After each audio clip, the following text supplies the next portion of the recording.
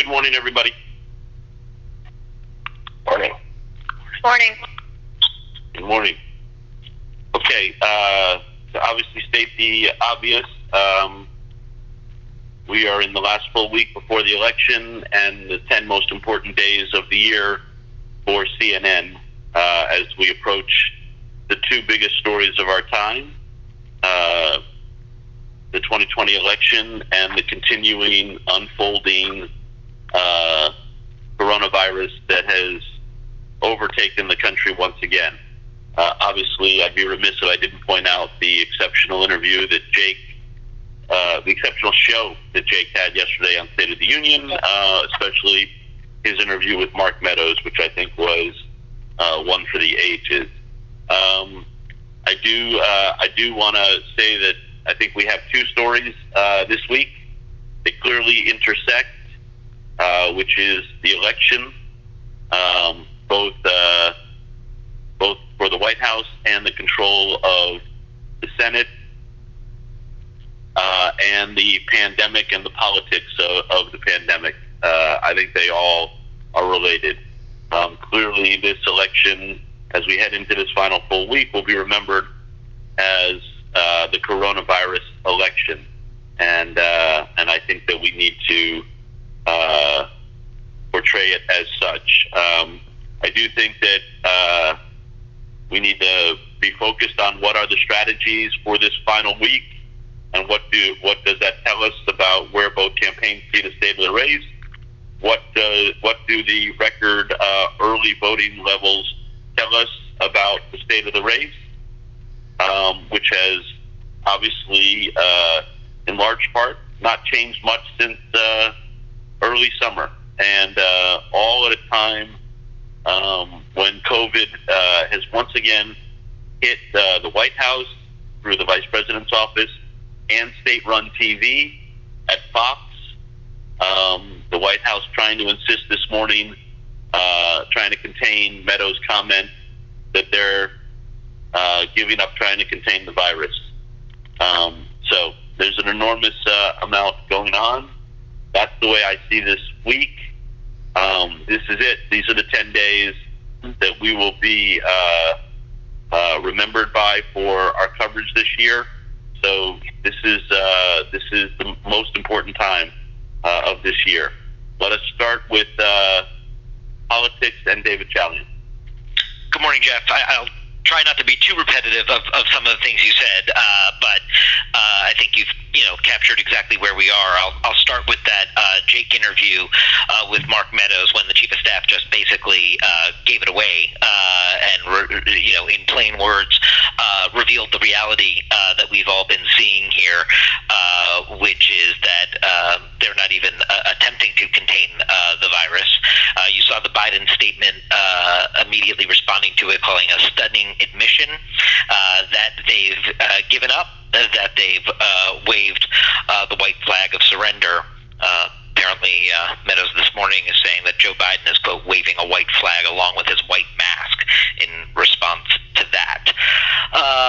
This, as you also noted, the Pence team with COVID, sort of a second round of an outbreak at the White House, which is both simultaneously completely nuts and not at all surprising given how they have been behaving. But it does...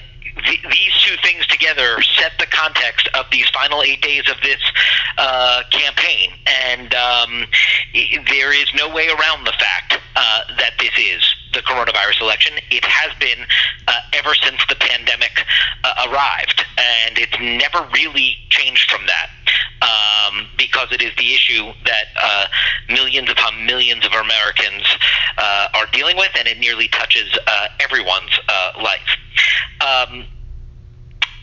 That you noted the voting as well, and I do want to just note, as we see now, some 60 million people voting and surpassing early vote from 2016, with still yesterday when we surpassed it was still 9 days to go into the election.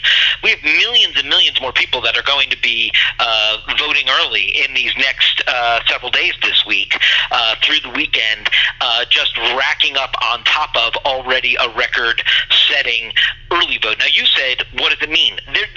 We don't know a ton. We know what it means It means there's real interest in casting a ballot in this election. We know that it's an engaged electorate. People are coming out to express their vote. And we do know that Democrats have expressed time and time again this fall that they are more likely to vote early and absentee by mail than are Republicans, and that Republicans and Trump supporters are much more inclined to vote on Election Day. And we don't know what that Election Day piece of the puzzle is yet, so we just don't have a complete picture, and we should be careful about that. But what we do know is record-setting numbers for Americans going to the polls and voting early.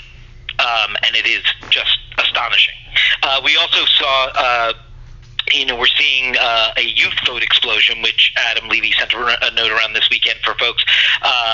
Across the board, we see young people, 18 to 29, increasing their share of the overall early vote compared to this point 4 years ago across every critical state, and conversely, a decrease in share among seniors in some of these places, again, as a share of the overall vote. But looking at that youth vote explosion is really interesting. We will also, speaking of the coronavirus campaign, Jeff, have Jeff Zeleny with a piece tonight from Battleground, North Carolina, looking at the ground game in the COVID era and in these final 8 days, getting out the vote and how each side is dealing with that. He's come across Biden organizers who are back on the streets and knocking on doors for the first time since February, and they're in gloves and masks, trying to reach the people they haven't been able to reach by text and phone, while the Trump team continues to use his strategically placed rallies in key geographic regions in these battleground states where they use these rallies as an organizing tool to turn out voters. And, of course, their door knocking has never stopped. So he caught up with organizers pounding the pavement on both sides in this moment of where both sides just completely focus on getting every vote out that they can. With that, we see Donald Trump ramping up his schedule. He's doing 3 rallies across the Commonwealth of Pennsylvania today. So we will see him 3 times in that one critical state to his path to re-election. In terms of other campaign trail activity, Mike Pence is in Minnesota today, despite his close contact and potential exposure. We know he's tested negative on Saturday and Sunday, but he will be out on the campaign trail in Minnesota.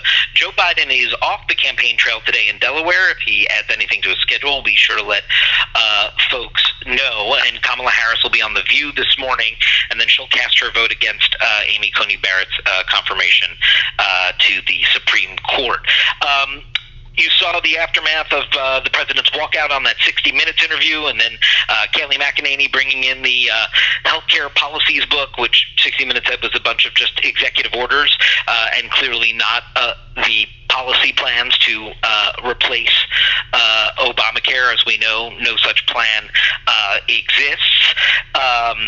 But it's just interesting to see her do that as we also get Barack Obama's, Donald Trump's predecessor, first excerpt of his book, his soon-to-be published book. It's in the New Yorker today with a look back at that battle for Obamacare, the legislative battle 2009 and 10. So that excerpt is out there today. You saw Obama obviously on the trail this weekend poking fun at the president that Leslie Stahl in 60 Minutes is too tough for him.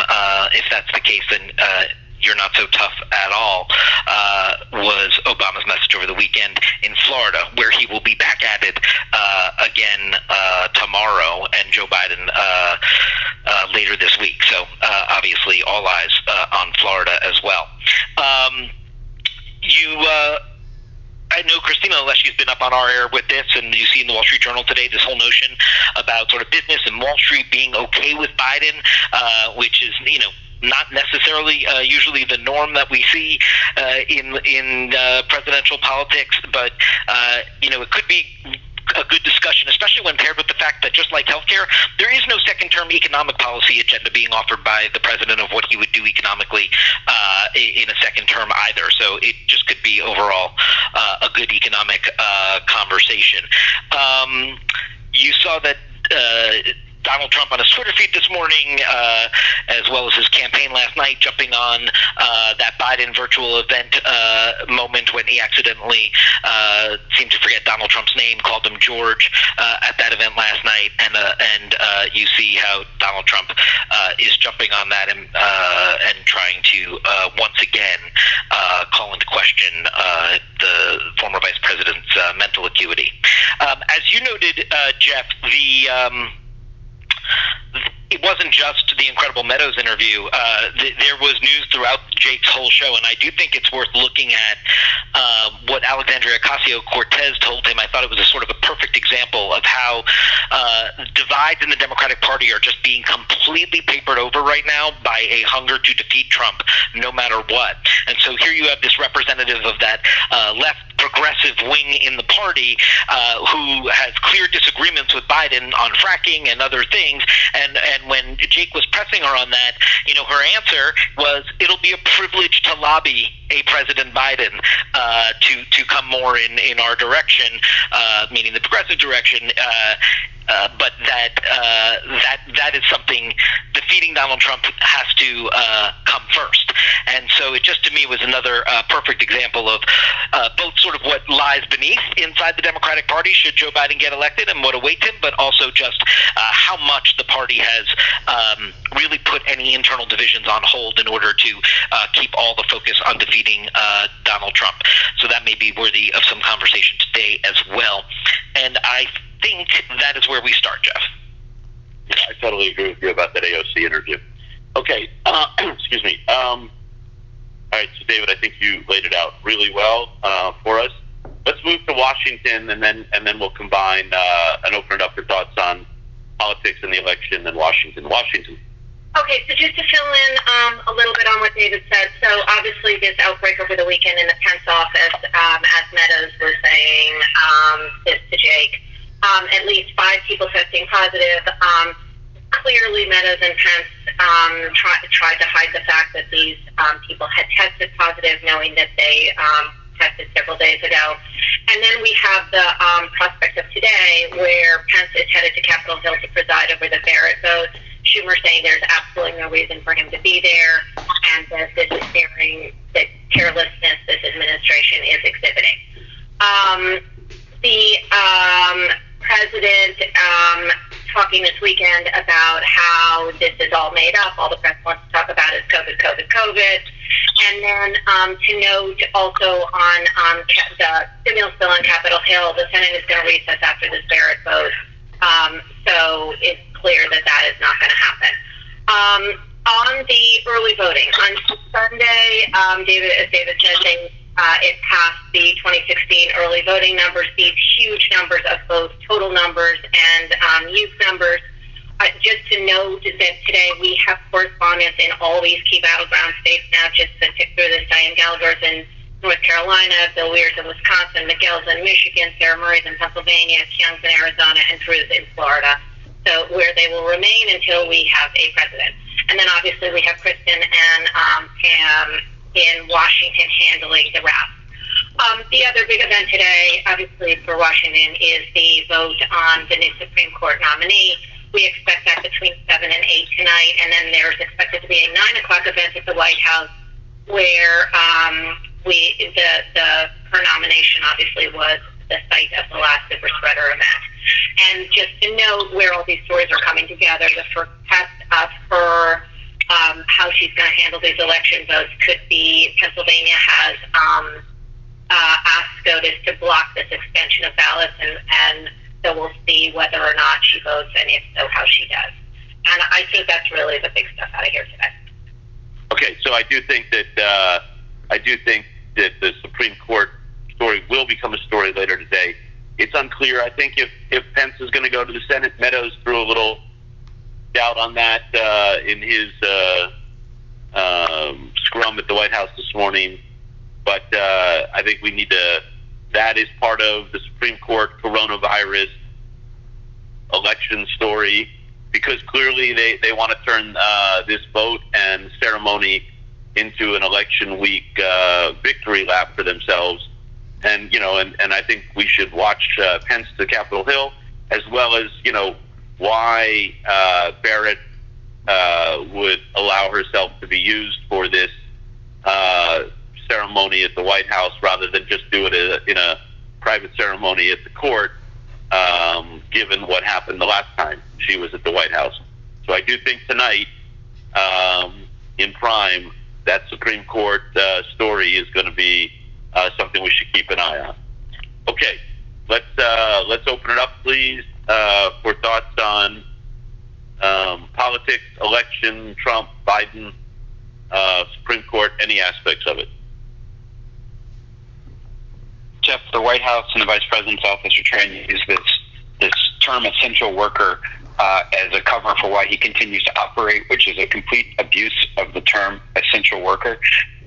An essential worker can continue to operate under the CDC guidelines for doing essential work, but the CDC does not say anywhere that campaigning is essential work. So it's a preposterous excuse for him to not follow the 14-day quarantine rule that everybody else should follow, simply because he's involved with the coronavirus task force in another part of his responsibility. Pence should clearly be quarantining, and we should be saying so. Other thoughts? There's a senator from Georgia who has staffers who tested positive in the last few days, Kelly Loeffler, and she should be quarantining as well, but of course she refuses to disclose any information about, whether she had any close contact with these staffers. I mean, people are being completely irresponsible just to get this vote through, and I don't know if there are others out there, but, it's crazy. Yeah, Janita, you're raising a good point. It's not just Pence. Loeffler has refused to reveal the exposure details with those infected staffers. Is still going to the Senate tonight, and that should be called out too. So you raise a really, really important point there. Other thoughts?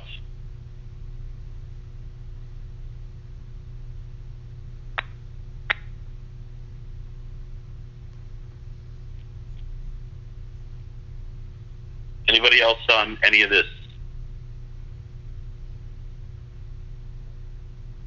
Okay, so before we go ahead, Mike. Sorry.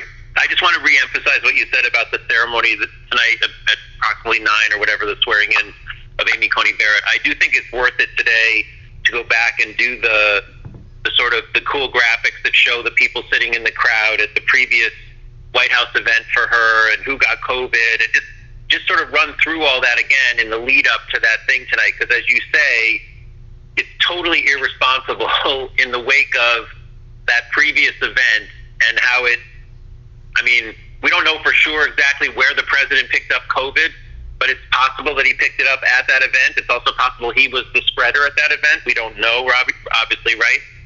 But the fact is that she came onto the scene as the new nominee at a super spreader event. We have all the Fauci sound about it and everything else. And now tonight, instead of just saying, I'll just go to a room where John Roberts is 20 feet from me and I get sworn in and I'm in, and this is her moment, but why not do it like that to just show some restraint and responsibility, instead agreeing to go to the White House? Obviously Trump is very insistent, I'm sure, because he wants the picture, he wants the show. It's all part of the reality show. This is episode 1422 that we're on of his show. But I think we should take a look at all of that and just rehash it to make sure people remember, as we've come full circle now on her and her getting it tonight. I totally agree. There's no reason she's going to have the job. She could reassure the country that she's going to be independent of Trump by declining to go to that ceremony. So I think this is a really good story tonight. Other thoughts?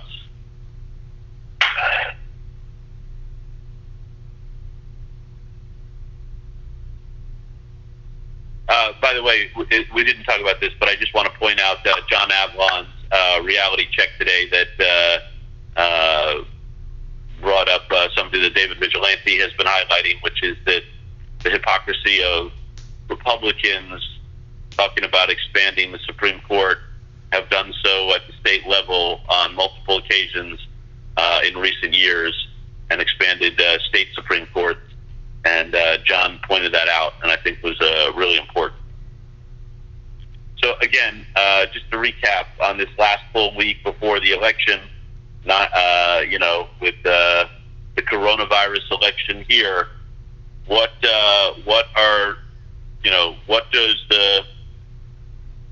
does the campaigning say? Biden not out on the campaign trail today. Trump with multiple appearances. What do their stops tell us about their strategy, or not campaigning? Tell us about their strategy. What does the record-breaking early vote tell us? I know David Chalian told us that we don't know what it tells us. Okay, that's fine. With long lines everywhere, the youth vote exploding. What are the 8 states that are going to decide this election? I think that's where we should be focused, not on any national numbers. What are the Senate races that will determine the balance of power in the Senate? With Trump admitting privately that it's going to be hard to keep the Senate. So all of that, coupled with the Supreme Court tonight, and all of that against the backdrop of a raging pandemic that has hit the White House and state-run TV. So let's move to COVID and Matthew. Okay, so worst week yet for the numbers. The 7-day average of new daily cases in the U.S. is now at its highest point ever. So clearly a heck of a time to signal surrender. Over 8.6 million total cases and 225,000 deaths in the U.S. now. Yesterday's number, 60,000, was the highest Sunday since July, coming off, of course, the number 1 and number 2 top days in history, Friday and Saturday.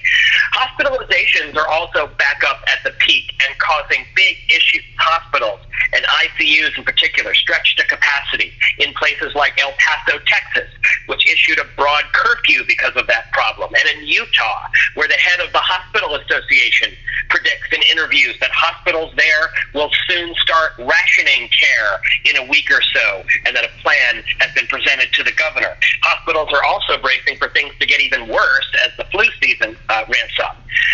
Key voices ramping up talk for a wider mask mandate with all of the evidence that's come out and all the evidence we've already had. Gottlieb's op-ed in the Journal, limited and temporary national mask mandate is in order, and Fauci's language shifting in recent days on our air and elsewhere from mandates don't work to if people are not wearing masks, then maybe we should be mandating. Looking around at the map, 37 states headed in the wrong direction, not one of them trending down in week-to-week cases. And then when it comes to deaths, trending up in 32 states as well. Looking around at the trail, in Pennsylvania, where Trump holds those 3 rallies today, Pennsylvania's had its highest daily case average of the entire pandemic. The increase even steeper in the week since Trump was last in the state. We continue to track the rallies and their aftermath. Minnesota, where Pence makes that visit today, also at its highest, way above the spring and summer. Hard-hit Wisconsin is the steepest increase, the reddest red on the map, up 100% from week to week in new cases. This weekend, of course, saw a Trump rally there and the return of Big Ten football in Wisconsin. Adrian brought us in Chicago on the Midwest trends. There's Texas, which is experiencing hospital numbers not seen since August. I mentioned El Paso briefly, HHS surging more resources there. The city asking residents to stay home for 2 weeks, but encouraging them to exercise their right to vote. Ed Lavandera, available in Dallas, can also talk about the Utah concern I mentioned earlier. California, also one of the highest increases on the map, and it's seen a sharp spike in recent days after weeks and weeks of flattening numbers, and Stephanie Elam's in L.A. And just noting that today marks exactly 1 month since Florida basically ditched all restrictions, and in that 1 month, the average daily case number in Florida is up 35%, with the governor making it clear that new restrictions on businesses or schools are off the table for the foreseeable future. In terms of the health front today, despite all the focus and hopes on vaccines, the experts agree we're months away from being able to rely on a vaccine plan to tackle this. Gottlieb saying it's unrealistic to think a vaccine will be widely available until the second quarter of next year. And of course, widely available doesn't mean everyone's already gotten it. Gottlieb calling the warp speed prediction that everyone is immunized by June aggressive. Sanjay, in his latest piece looking at misconceptions of COVID, deals with this notion of how long it would take for things actually to return to normal even after a vaccine. And of course, this increasing concern about the so-called twindemic, the mixture of flu season getting into full swing and COVID, and highlighting this Elizabeth Cohen reporting from the weekend. We checked in with hundreds of pharmacies.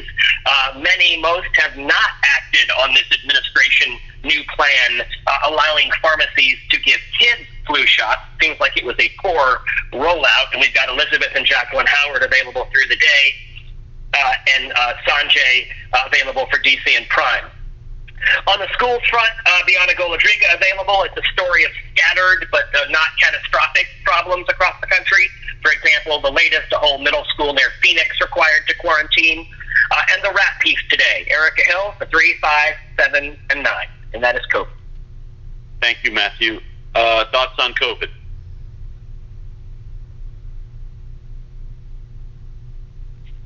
Hi there, it's Elam calling. I just wanted to point out that California has had a backlog of cases because of Los Angeles County for several days here, and that's why the number's so high. To make that point, take a look at the positivity rate in California. It's still under 3%. Thanks. Thank you, Steph. Other thoughts?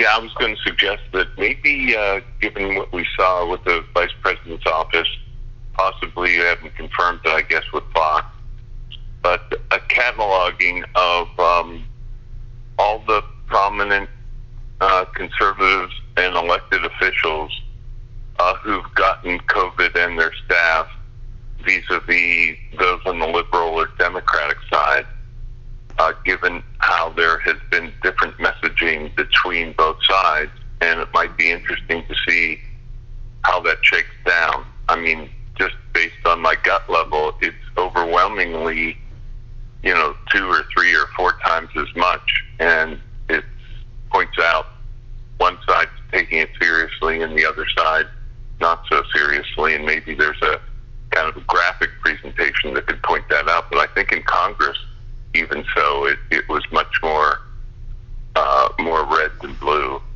and this might be a good time to combine the two stories, COVID and politics, that way. Yeah, we're only on for 24 hours a day today, Rick. I don't know if we can get through all that. Yes, you're right. I agree. Other thoughts?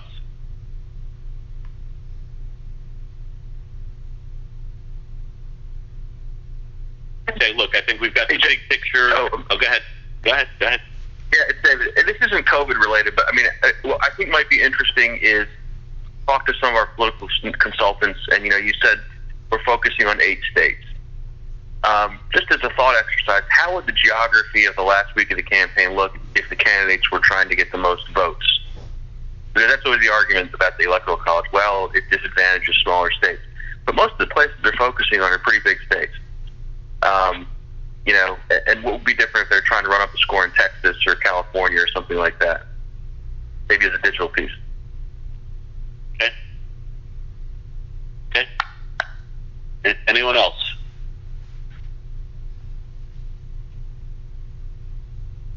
Okay, I do want to, obviously, Matthew took us through all the headlines. Obviously, we've got the big picture of the, U.S. average of new cases now at the highest point of this pandemic, with the White House raising the white flag and surrendering. And I do think that, taking the big picture, there are a lot of elements to this, with Gottlieb and Fauci both saying that it may be time for a temporary national mask mandate. I think that's a really good story. I think, as Matthew pointed out, El Paso imposing this curfew as the ICU beds hit capacity, very important story. Utah set to ration care because of overflowing ICUs, making some very difficult life and death decisions. Very good story. You have the Illinois public health official who broke down in tears while announcing the daily death numbers. Very good story. You've got the entire Arizona middle school quarantined. You've got the Fox host quarantine after being exposed on the private jet. And we've got Monopoly game board sales soaring because families are bored. I think all of these are really good stories related to COVID. Matthew, you want to take us through the rest of domestic, please? Sure thing. This latest Gulf hurricane threat, yet again, the Louisiana coast preparing for a hurricane, and this one obviously wraps in the time of early voting and a COVID record surge, and of course the recovery from the last couple of hurricanes. Zeta expected to become hurricane strength later today, hit the Yucatan tonight, and then threaten the Gulf Coast on Wednesday, probably as a Cat 1. And the Weather Center folks can handle that. Also noting dangerous fire weather in California. PG&E having to do safety shutoffs, could be over 300,000 people. Extreme fire danger there. And also, as we get early season snow and ice from the southwest to the Midwest, so just a total trifecta of weather. Just a couple of things we're watching today from the policing beat and the racing beat, the race beat. In Georgia, a couple dozen attorneys getting together. They're all suing the city of Atlanta on behalf of a whole bunch of victims of police brutality, talking for the first time, demanding changes in the way the city handles this. Ryan Young is covering this. And the policing team also working on a story about Columbus, Ohio, where a police officer and two former officers are alleging a widespread culture of racism. The city council is set to vote tonight on whether to settle one of the lawsuits with one of them for $500,000. And we'll keep an eye on that for digital and if there's TV interest. And that's it. Great. Thank you, Matthew. International. Hey, Jeff. Good morning. So Europe's struggling with their COVID spike. More countries considering lockdowns, restrictions. That's the bigger picture. Ben Wiedemann is live from Italy this morning looking at the second wave. The country hit another high, and the Prime Minister just announced the strongest restrictions the country has seen since May. Ben also has a package where he visits an ICU ward where staff tell him the worst is yet to come. France reported over 50,000 new cases on Sunday, but more worrying is a government medical advisor saying this morning the real number is likely closer to 100,000 new COVID cases per day.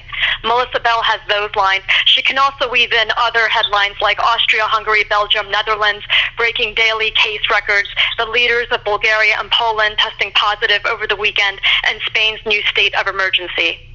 Nina Dos Santos is in Wales, which is in a strict 2-week lockdown. It's the strictest lockdown in the UK. It's getting a mixed response. And then Israel, seeing relative success since their lockdown. They're set to reopen primary schools as COVID numbers improve. And Oren is live, and he has a package. We also have reporting out of Asia. In Melbourne, the epicenter of Australia's recent outbreak.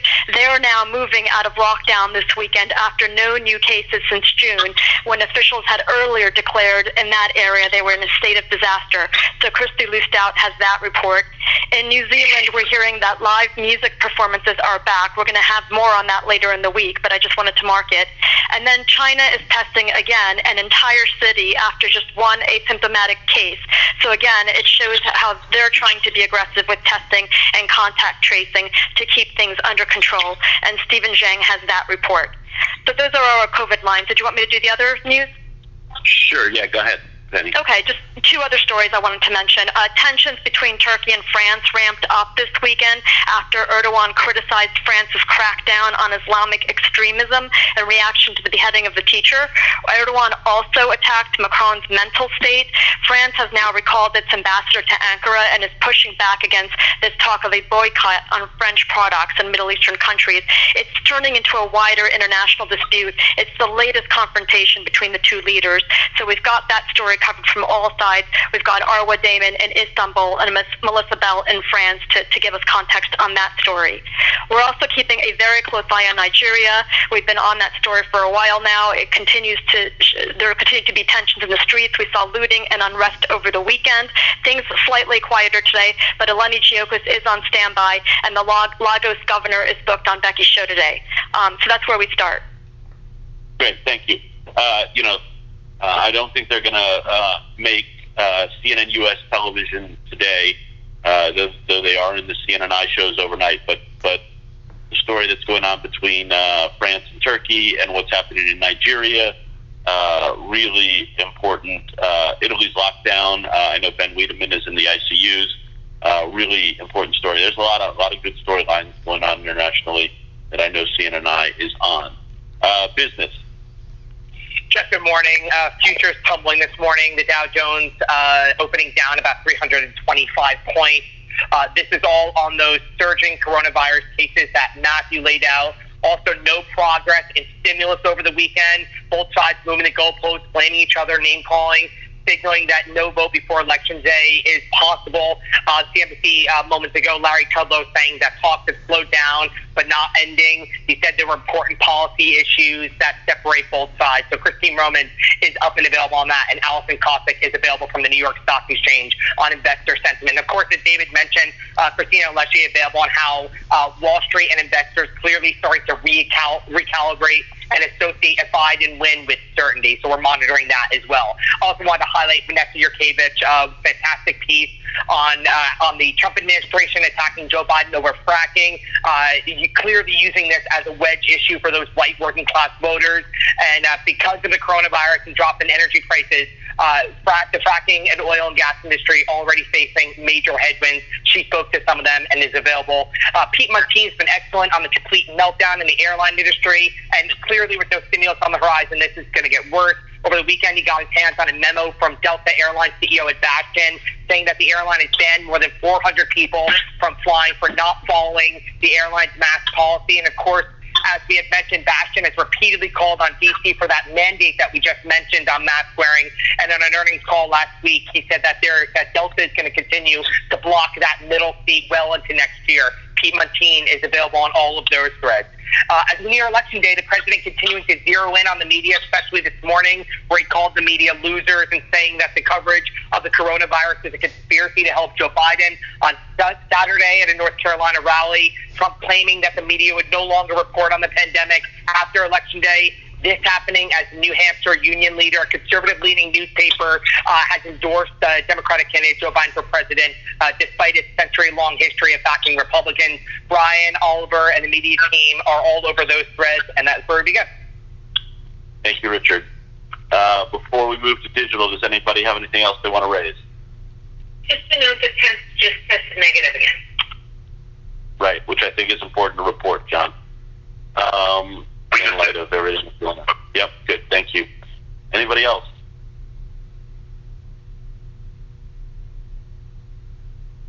Digital. Hey, we have 30 million uniques all the way back on Friday and about 23 million each on Saturday and Sunday. Some of the biggest hits from the weekend were Kevin Liptak on Trump returning to a much-changed Mar-a-Lago. It's a great piece with a lot of color. Bill Weir with how the debate on climate ricocheted from planet Earth to planet Trump. The multi-state listeria outbreak was a big interest story. And John Harwood's excellent piece on why Trump could face a Jimmy Carter scenario. And then, of course, Mark Meadows' comments to Jake. The story and the video is, of course, doing well. The other video that's hugely popular this morning, once again, is the Road to 270 latest. So this morning, it's Collinson in the number one spot. About 16,000 concurrence on the White House admission on the pandemic is overshadowing Trump's last push. So it brings right there those two massive stories together in one super smart piece, weaves in the Meadows comments. So audiences are here for it. Nice Monday start. The fact check on Trump making at least 16 false or misleading claims to 60 Minutes. What is NFAC, in fact, the all-black group that is arming itself and demanding change, from Nicole Chavez, Ryan Young, and Angela Barhajas. And then the U.S. virus cases hitting the highest 7-day average so far, with those two highest single days of new cases on Friday and Sunday. That's our main bar on COVID, plus the DLE on COVID rounds out our top five. So we're very newsy this morning. Harry is keeping his streak going on these really sharp weekend pieces that transition well into Monday.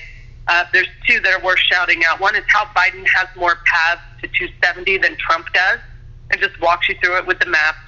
And then with 8 days to go, Biden Biden's lead over Trump is holding, while Clinton's was collapsing at this point. So we've been talking a lot about road to 270, road to 270. We're going to stay on that. The historical comparisons are so important, and they help to orient audiences too. So the 2016 comparisons in that Harry piece, even Harwood with the Carter comparisons. I mean, it's just really great to look at what history can teach us. Black Americans are flocking to the polls. There are more than 600,000 Black Americans who have voted early in Georgia. That compares with about 285,000 this time in 2016. So again, with the historical comparisons, that's a really strong piece from Faith Karimi, and leads with kind of personal anecdotes on what's driving so many Blacks to vote, and then it weaves in the data. So it's really good. A video explainer on here's how to spot misinformation online, and a reminder that we have our running live blog at cnn.com/misinformation, where we are watching and reporting every single piece of misinformation and every single piece of news we get around it. So that's obviously important to stay on always, but especially with 8 days to go. Two strong pieces from Hong Kong. James Griffith on whether Trump or Biden wins, Beijing will be hoping to reset the U.S.-China relationship. And then Jill Dice's on Trump promised to win the trade war with China, and he failed. And then lastly, just a terrific op-ed rundown today, but I want to call out one in particular from our own Tom Goldstone with the headline, What I Want to Tell Jeff Bridges About Lymphoma. It's personal and hopeful, so thank you, Tom, for that. That's it. Great. Thank you very much. John? So we're framing the tops of all the shows with just where the numbers are going, and how we're quickly approaching 100,000 cases a day at this current rate. Through a combination of Elizabeth Cohen, John King is building out some magic walls to really land on the maps and the trends of the hospitalization rates, all pointing in a very disturbing direction. And then we get to John Harwood and Caitlin Collins with all the news out of the White House. Pence's latest negative test, but still, he's still in that quarantine zone, but he's going to be out there anyway. We'll see him at 2 o'clock at a rally. And then Jeremy Diamond and Ryan Nobles on the campaign trail with Trump as he goes and hits different spots in Pennsylvania. He has an 11 a.m. rally and a rally during the 1 o'clock hour. We had Pence's former doctor, Jennifer Pena, as well as Tom Inglesby from Johns Hopkins, Dr. Seema Yasmin, to hit all the coronavirus threads, the politics of it, as well as Fauci and Gottlieb both now advocating a mask mandate.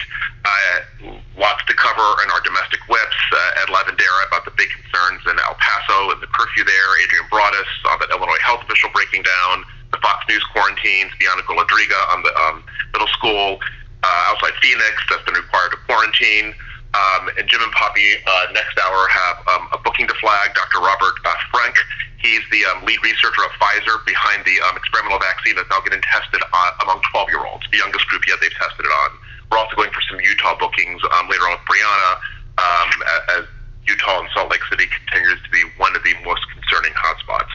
The Ben Wiedemann inside the Italian ICU piece is getting more runs today. We have Melissa Bell in Paris and Oren Lieberman in Jerusalem to round out our international whips. All the voting phenomenon going to continue to stay on back. We have Kristen Holmes looking at nearly 60 million Americans that voted so far. Diane Gallagher specifically on the early vote lines in North Carolina. Jessica Dean is in Wilmington. Biden is quiet tonight, but he does head to Florida and Georgia later this week. And the Vanessa Yurkovich fracking reporting, she's going to get on, so we can land on that. Harry Enten and John King with the path to 270, looking at the latest battleground polls and where the candidates are going as they really focusing on those key states. Mae Breston, Alex Burns, and Michael Scheer on what the campaign strategies tell us going into the final week. Also want to discuss the surge in young adults and African Americans in the early vote. We have the Wisconsin Attorney General booked on protecting the polling places in his state. Finally, Manu Raju and Joe Paskupic doing a walk-up hit to the Barrett vote tonight and all those questions that were raised earlier about that. Okay, thank you, John. Washington. Morning. We'll pick up at 3. Caitlin has our White House reporting both in the 3 and their package at 4. We'll get Mark Meadows yesterday, of course, Jessica Dean on Biden. Erica Hill has her COVID rap. It's the worst week yet. And then we got Sanjay, of course, at 4, and also other medical voices throughout. And we'll go to local hotspots with guests struggling to cope. Pence not quarantining, the national mask mandate idea, vaccines, and 12-year-olds. We'll get it all in. Elizabeth Cohen has a piece looking at the healthcare policy differences between the candidates. Pam Brown has our voting rights donut, and as we look at key states, Jeff Zeleny looks at North Carolina today. Amy Coney Barrett and the event tonight, and the stimulus logjam. We'll keep an eye on the Dow as well. And in the Situation Room, we'll be going big on these two stories, just 8 days out from what is the coronavirus election. The White House waving the white flag, not even attempting to contain the virus as a possible second wave is hitting. We'll be watching to see if Pence goes up to the Hill for the Barrett vote. Meadows now suggesting that may not happen. We'll be breaking down the strategies on both sides and what does it say. Trump with his 3 rallies in Pennsylvania, Biden off the trail. We'll get into the record-breaking early voting numbers, the surge in the youth vote, what the 8 states are that will determine the election, what are the Senate races that determine the balance of power. We have John King on tonight, so we'll get into all of that. We have the Pam Brown voting wrap piece. We also have the Attorney General of Pennsylvania booked. All of this is the U.S. is at the highest surge of the pandemic. Fauci and Gottlieb suggesting it may be time for a mask mandate. We'll get into what's going on in El Paso, Utah, and Illinois. We have Sanjay and our doctors in the Erica Hill rap piece, as well as our international whip. And we'll be looking ahead to the Barrett vote tonight, and then that later event at the White House, and why it's going, why does she need to be there? And that's what. Okay, great. Thank you, Emily. Does anybody have any other thoughts they want to offer?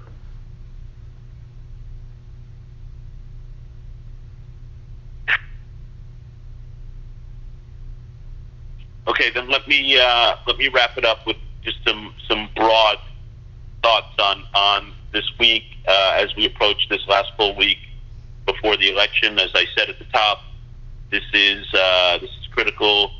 crucial time for the country and for us. The world is counting on CNN like never before these next 2 weeks. I want to make sure that we are delivering the most urgent news in the most error-free way. I want to make sure everybody understands we're going to cover all the news, but on television, on the CNN U.S. network, it's the election and it's the pandemic and it's the politics of the pandemic that are going to dominate the coverage.